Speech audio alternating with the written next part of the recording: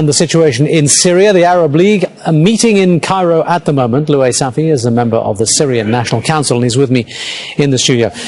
This observer mission appears not to have had a particularly significant impact. I mean, sum up for us what you make of what they've done so far and what they may be reporting back to the ministers today.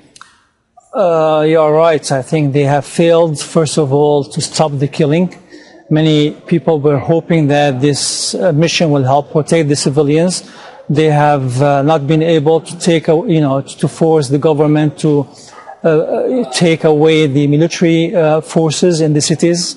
So I think in many ways the mission has not succeeded in achieving its goals.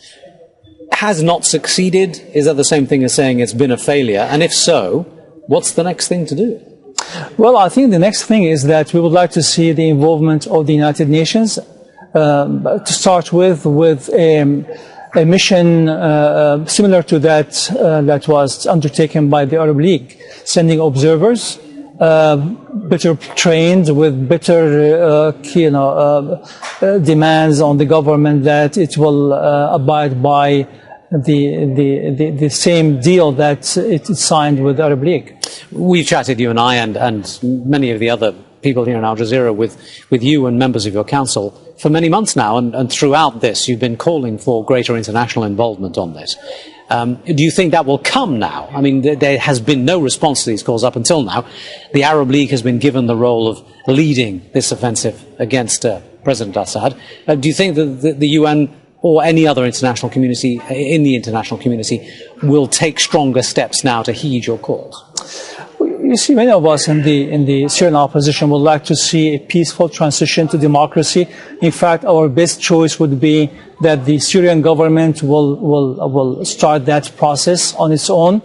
But short of that, really, we have no other choice but to go toward internationalizing of this conflict. And we feel we have been moving there slowly but steadily. So you think that there will come a point when the UN and other international bodies will have no choice but to act? With the escalation of killing by the Syrian government, yes, I think there is no other way. The international community will have to take responsibility for that killing.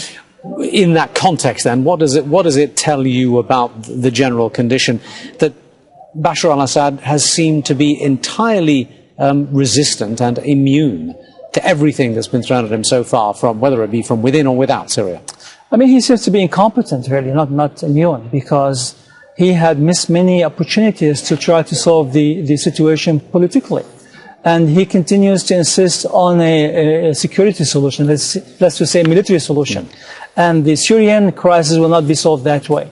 Okay. And every time this issue is delayed, the situation becomes, graver and graver. Louay Safi, thank you for joining us.